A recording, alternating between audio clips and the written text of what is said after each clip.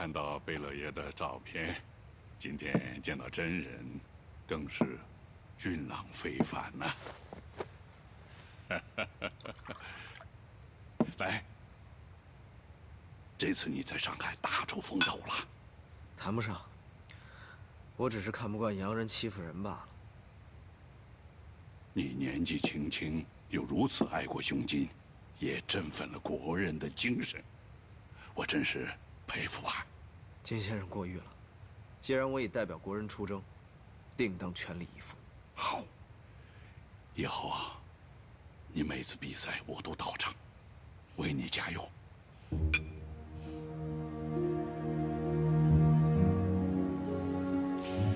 我听青儿说你们俩早就相识，你对他还有救命之恩。啊，那都是2年前的事情了。太子爷聪明机警，当时帮了我不少忙。此次若不是太子爷鼎力相助，恐怕我这次比赛也不会这么顺利的去参加。我们青帮能助你一臂之力，那是我们的荣幸。我听说你这次来上海是为了保护清廷，参加议和的代表。正是。眼下南北议和的局势甚是焦灼。你们那个谈判代表唐先生啊，我听说他并不反对攻和，这让南方政府大感意外啊。不过，这个唐先生的意思是不是袁大人的本意啊？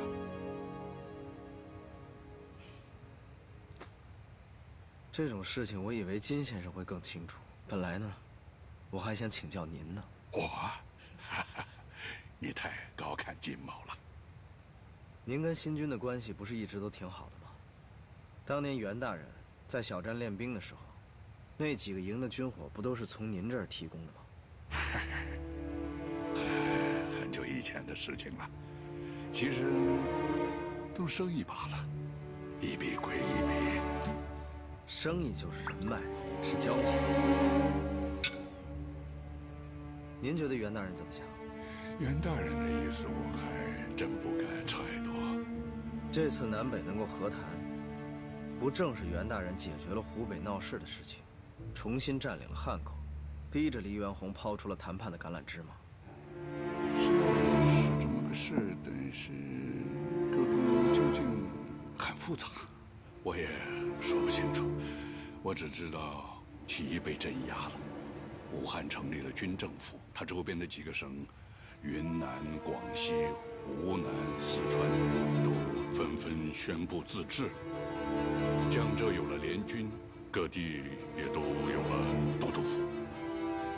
整个中国南边如燎原之火，扑灭不了。你袁大人再有力量，也扭转不了局面。啊，你说是吗？可如今袁大人久久不回复唐先生的议案，让谈判如此焦灼，是不是？今晚我们不谈这个。来，我们喝酒。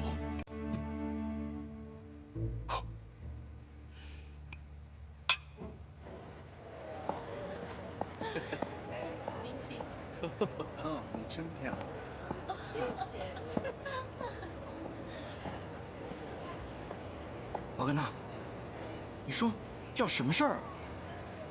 我知道你难受，我这心里憋着。你说爷当年在上林仙馆的时候，咱们什么待遇？那头排的什么芳儿、仙儿姑娘，都在台上给咱们唱小曲儿。可是现在，给人家开门。我现在是真的有点明白爷为什么去参加比赛。为什么呀？咱们现在这帮人还有什么正事可以做吗？与其这么窝囊，还不如找点正经事儿做。也对，找点正经事做。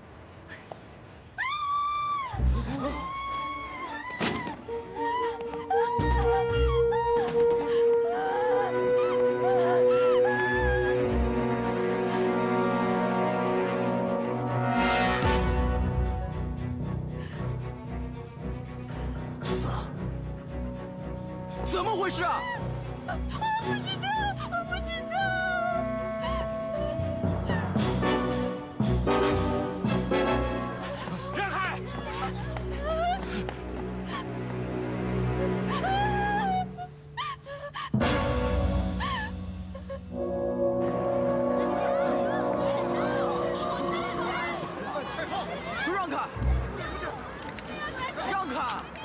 说你们让开，听到没有？让开，让开！你们过来，司草，干嘛呀你？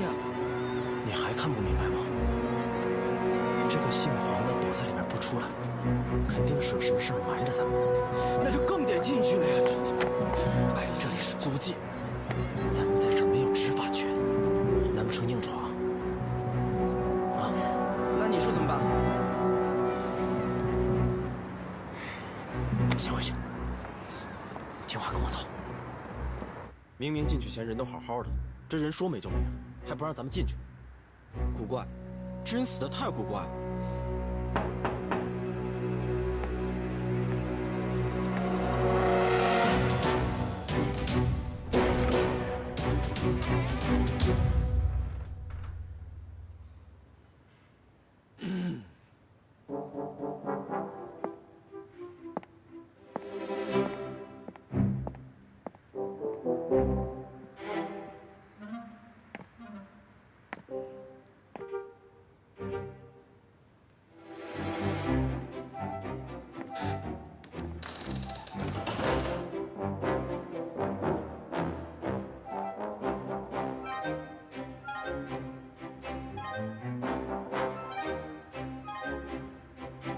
都看我干什么呀？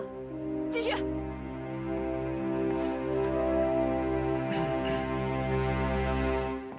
为什么会好端端的死在那儿？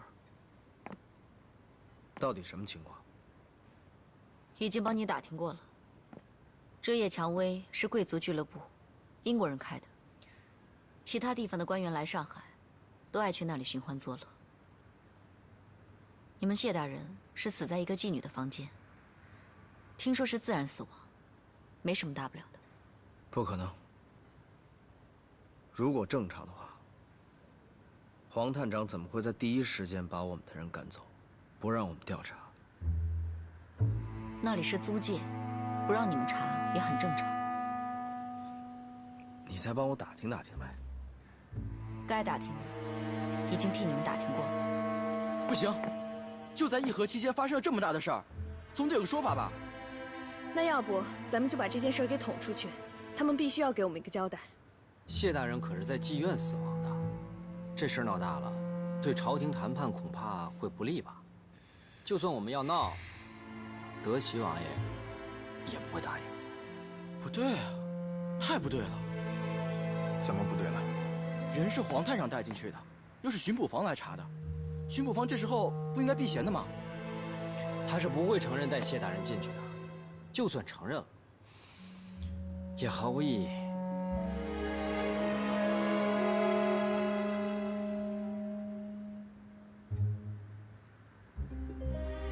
瓦格纳，怎么了？你还记得谢大人最后的样子是什么样吗？他脸色惨白，嘴唇干裂，皮肤半湿，体温极低，而且瞳孔有些收缩，太阳穴发青，这些看起来都不像是自然死亡的症状。那到底是什么原因造成的？难道是中毒？很有可能，但是我也不敢确定。当时太仓促了，我根本没有时间仔细的看。阴谋，肯定是阴谋，十有八九是让人害死的。你不是说青帮在租界也算说得上话吗？此事非同小可，你一定要帮我。你放心，你的事我定当全力以赴。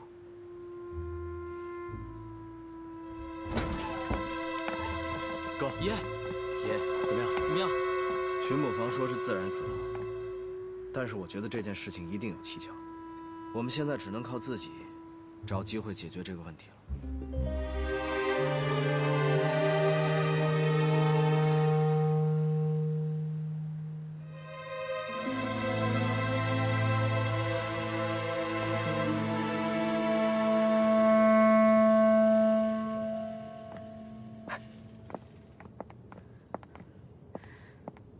和你说的都记住了，赶紧走吧。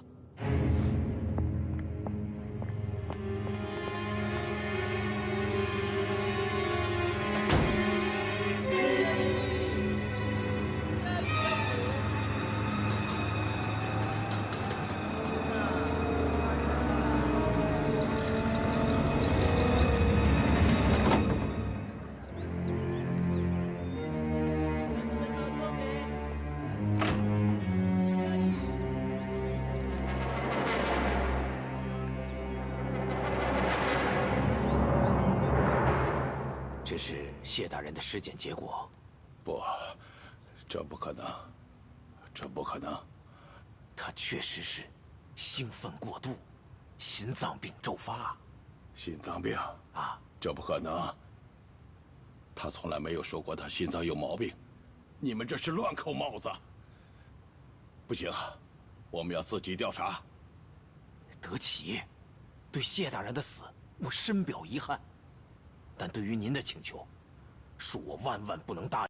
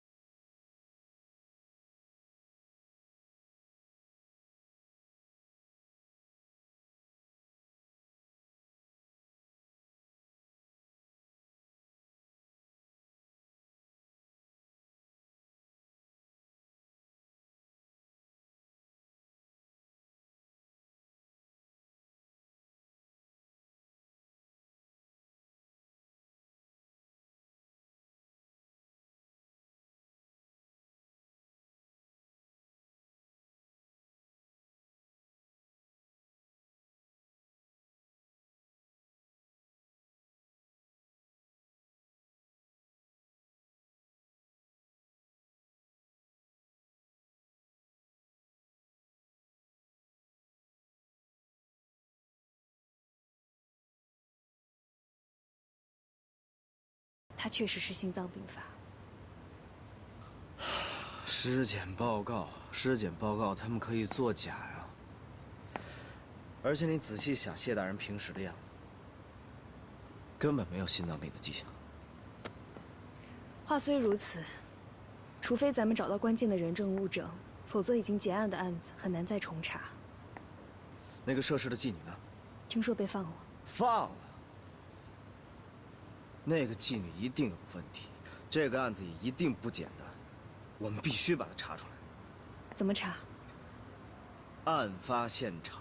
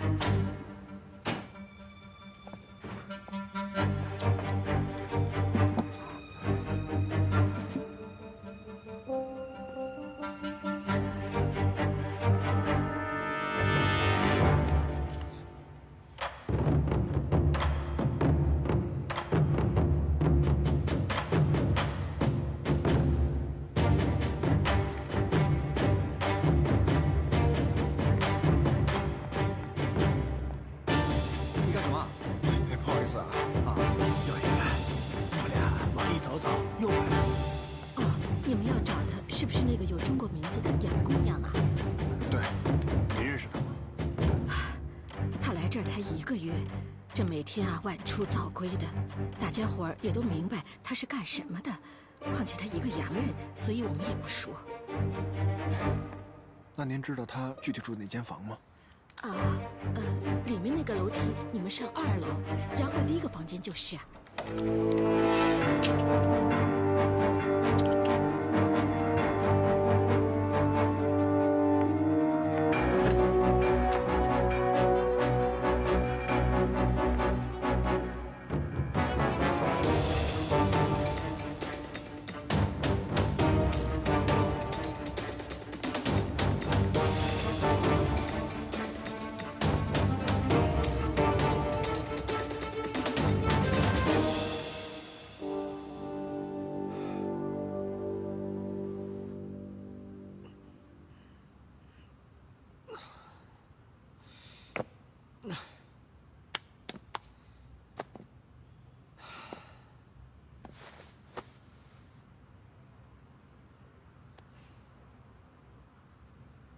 怎么这么看着我？刚才德齐王爷找我了。找你干什么？他让我们暂时别查谢大人这件事情了，因为这件事情现在牵扯到了洋人。你告诉他不可能。我已经跟他说过了，你做的决定不会放弃。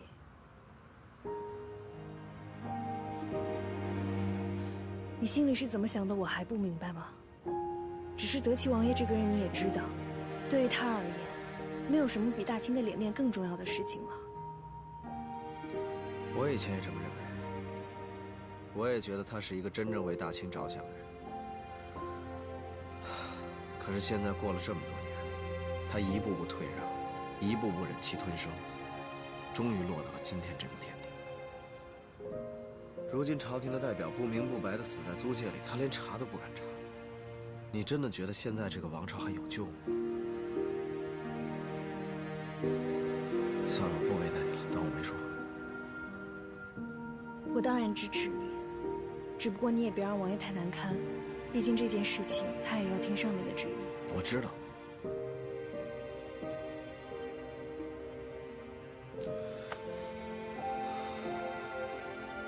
我自有分寸。你会有分寸？不是有你把关的吗？哥，会。爷，那个环儿跑了。跑了？啊，我们找到他住的地儿了，但是人去楼空。哎，看样子刚跑不久。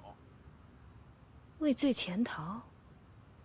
雨初，那你带着瓦格纳去一趟巡捕房，让他再看一下谢大人的尸体。嗯，那你呢？我想办法找环儿。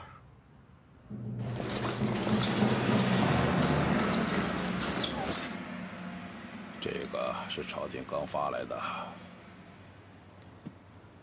兹事体大，务必彻查。然时局微妙，一切结果径直上报，切勿声张。什么意思？一面要查，一面要压。太后也是为求慎重，左右为难呐。何但还未重启，时局微妙，查可以往后缓，但是压住舆论是第一要务。何谈到现在还没重启？现在大家都还是在等袁大人的回复吗？是啊，他还在和洋人斡旋。洋人的态度很重要啊，所以现在万事必须慎重啊。朝廷就这么相信他吗？我们除了信他，还能怎么办呢？您放心吧，王爷，这件事情如果我要查，我一定要查个水落石出。但是舆论能不能压住，这个我就不敢保证。这个案子已经结了，而且尸检报告已经明文出示给你们了，现在来要尸体，不太合适吧？你知道谢大人是谁？是，他是一品大员，是和谈代表，但这里是法租界，这规矩都是洋人老爷定的，我也没办法。谢大人究竟为何而死的，你我心里应该都很清楚。如果真的深究起来，恐怕黄探长也难辞其咎。现如今太后已经下令，务必将谢大人的尸身运回京城安葬。黄探长，你就看着办吧。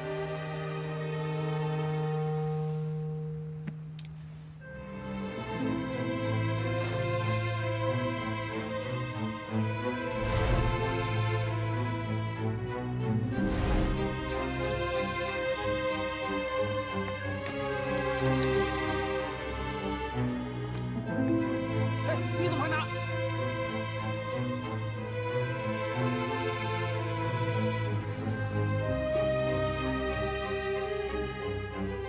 不对，怎么了？他的鼻腔内毛细血管破裂，看着像是生前吸食过鼻烟之类的东西。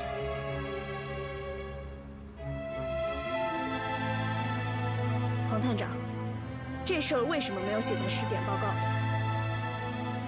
哎呀，这人死后尸体会发生变化，和原来不一样，这没什么奇怪的。我们是经过严格的尸体检查，他就是心脏病突发，属于自然死亡。黄黄探长，你这置身事外的语气真让人佩服。我希望你说的都是实话。瓦格纳，咱们带谢大人走。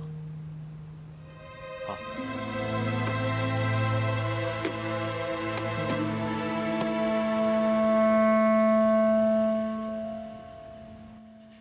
Since tonight's fight is in the French concession, placing bets seems in order. Have you all made your inquiries with the related parties? Gambling is something we had in Europe for some time. Betting on ball matches, horse races, is very popular abroad. Everyone here understands. And with a little help from the Green Gang, I'm sure you will go smooth in the end. But we're the ones sponsoring this fight, with a smattering of bettors. Just in the French concession? Is this a number that we can earn?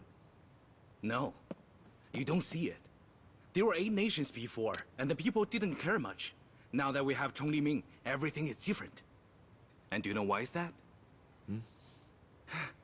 He's become a hero to his people. He stands for China now, so Chinese people will support him.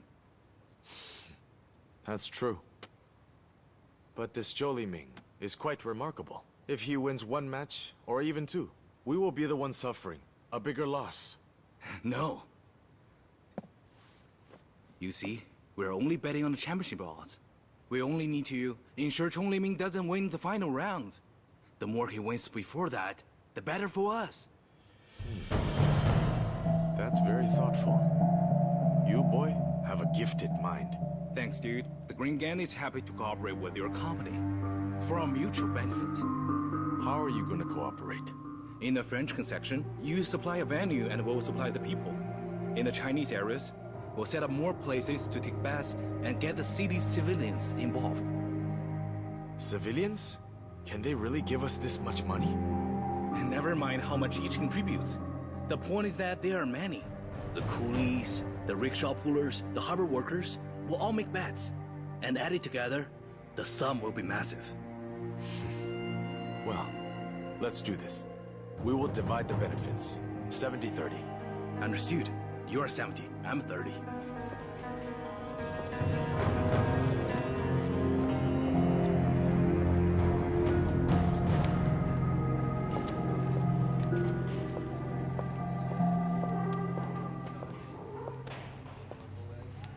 杨雨初，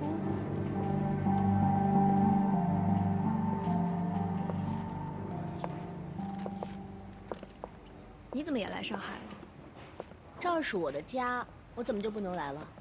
哦，原来你是上海人，算是吧。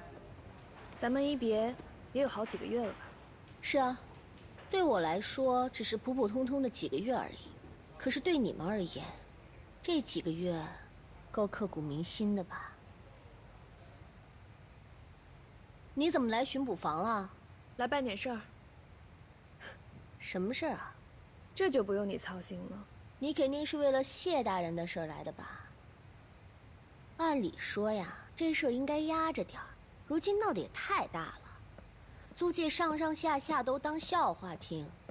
朝廷的代表死在了风月场所，哼，多难听啊！案子还没查完，最好别轻易下定论。难道这案子还有的查吗？那可说不定。对了，崇利明一来上海就要参加万国争雄大会，真是风头出尽呢。其实我见过崇利明一面，我劝他不要参赛。可惜了，他不听我的。不过我还是希望你去劝劝他。劝什么？他参加比赛对他对你们清廷也没有什么好处吧？你应该清楚的。我当然清楚。不过不管再苦再难，只要是他的选择，我都会支持。你们曾经是那么好的朋友，我希望在赛场上的时候，你也可以当场为他加油。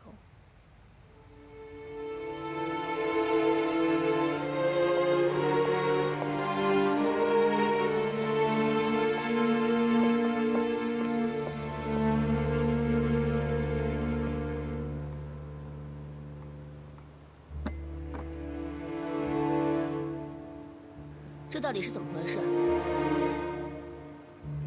什么事儿？听说卿代表死了，还死在远东公司名下的叶蔷薇里，你带去的？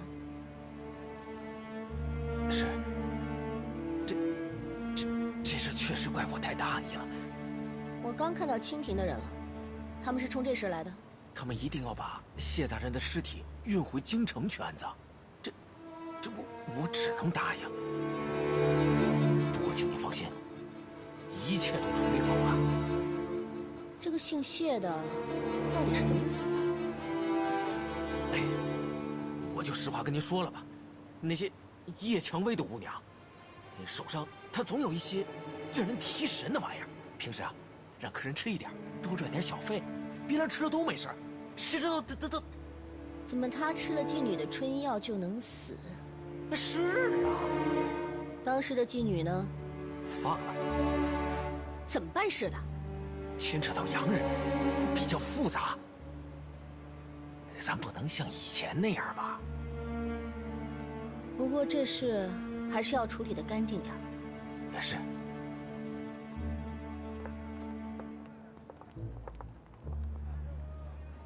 啊，您看。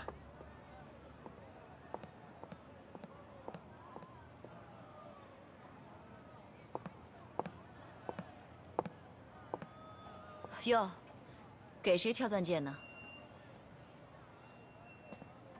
谢谢。我想请你帮个忙。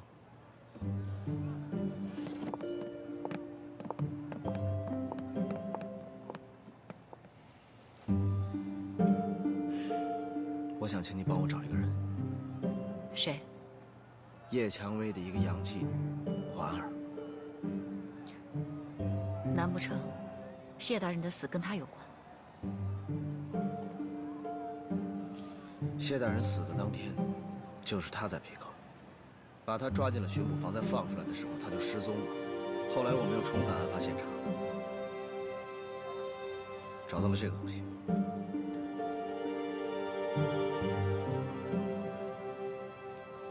这个包装看起来有点像伏龙散。伏龙散是什么？它算是一个春药吧，不过服了它，比春药更容易让人上瘾。有点像鸦片的意思。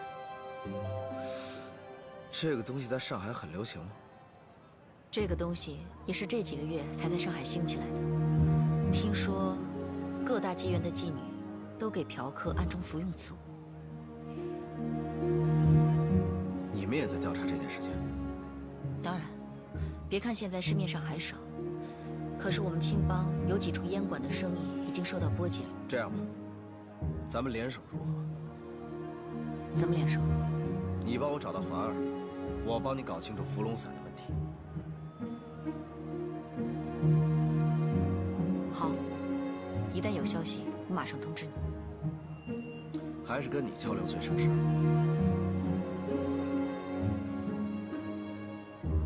哎，我刚刚挑的那个戒指好看吗？这店里的戒指，可是上海有名的高级定制，听说是比利时的皇家品牌，相信应该没有哪个女人不喜欢吧？你也喜欢？我从来不喜欢这种东西。也是，你就是个男的，我问你这个干嘛？看来我们贝勒爷好事将近了呀。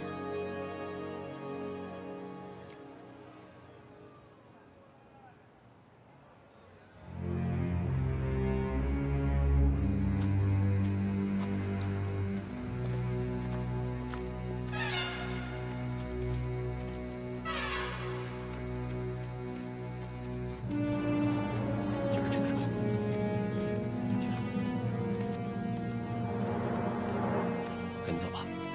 谢谢先生。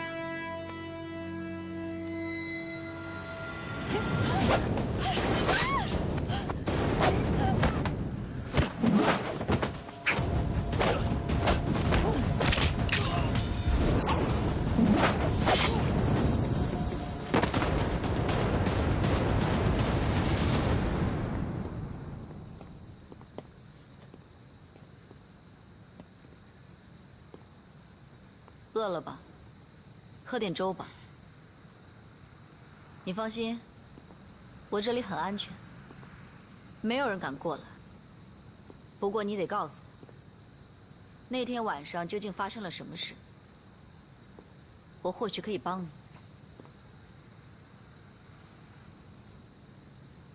这个是你的吧？你不说也没有关系。不过到时候如果有人说你是凶手，那我就帮不了你了。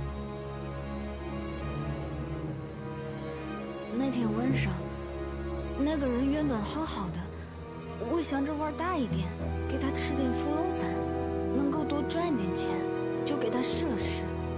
可没想到他吸了之后就死在你身上了。那你这伏龙散哪儿来的？没关系，你可以跟我说。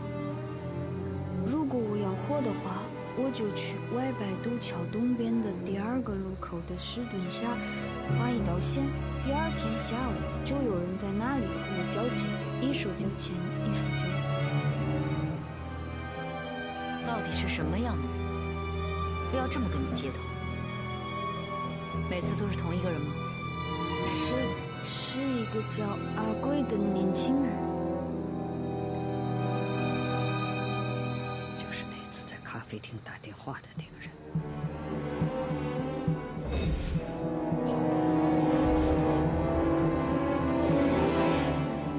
看来2条线交汇在一起了。大毛，你去的。好，明白。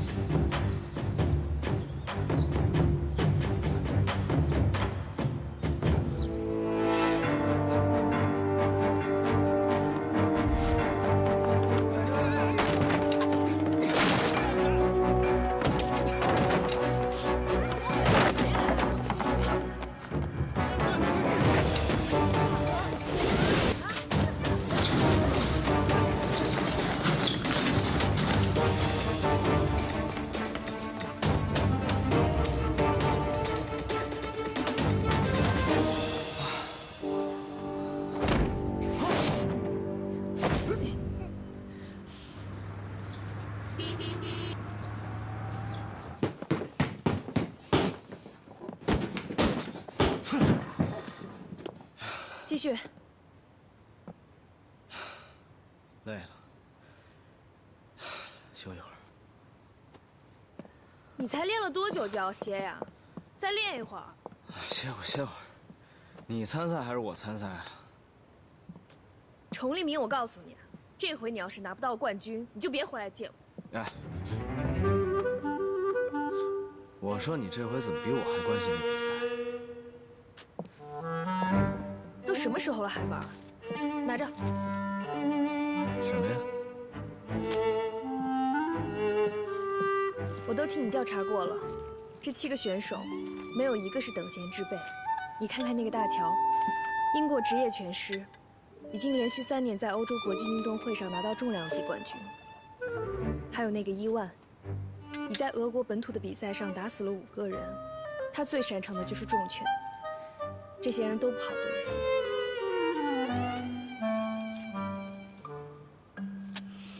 都是你调查的？当然，我知道你这次参赛不是胡闹，就是想在拳台上替中国人出口气。我希望你既然认真做了，就一定要做到，也让那些洋人看看，我们中国人不是好欺负的。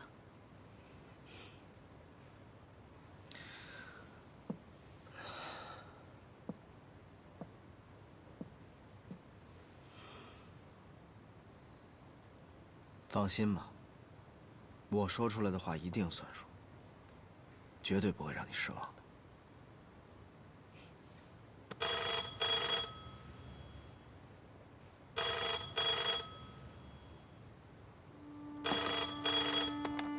喂，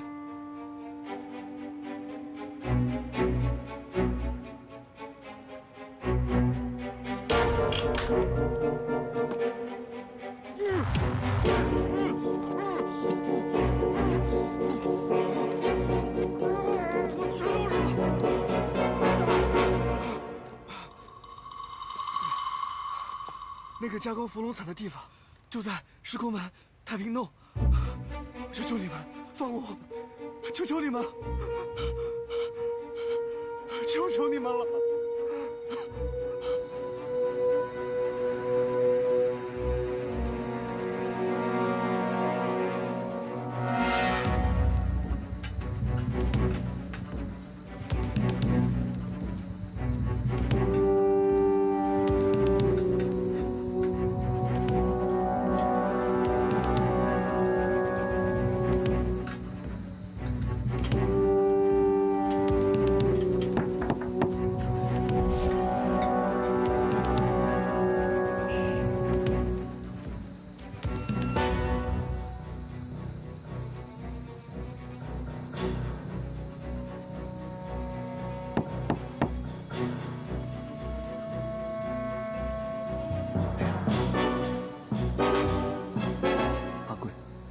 现在还没到拿货的时候吧？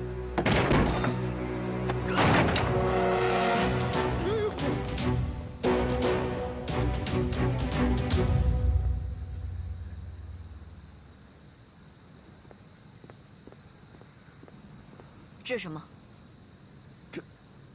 这是做伏龙伞的原料。哪儿来的？是三哥弄来的。三哥是谁？三哥特别神秘，我也不太清楚他的底细。每次我们都是一手交钱一手交货，他会给我们100粒胶囊，我也会把伏龙伞卖了之后利润分成给他，3个7成，3成我们自己分。他什么时候来？我们从未碰过面。他每周都会和我约一个地方交易，但是每次交易的地点都不一样。那你们怎么联系？每周4上午，我会在凯瑟琳咖啡馆等他电话。大概11点钟左右，三哥会打个电话过来，告诉我交易的时间和地点。凯瑟琳咖啡馆。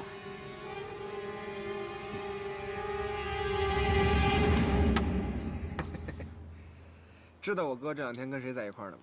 谁不知道呀？花九卿呗。打我干嘛呀？雨初又不在，说说还不行吗？哎，人家花九卿可是青帮的太子爷，帮我们查谢大人的案子。哎呦，得了吧，没有爷在，这亲事儿能来查？还有，这花九卿每次看在爷那眼神，你们不会没注意吧？我都说了，人家花九卿是青帮的太子爷。可她是个女的呀。哎，我告诉你，凭我四三行走江湖这么多年的经验来看，这花九卿啊，绝对对咱们也有意思。不过这个事儿呢，我们几个知道也就算了，可千万不能告诉雨初。说什么呢？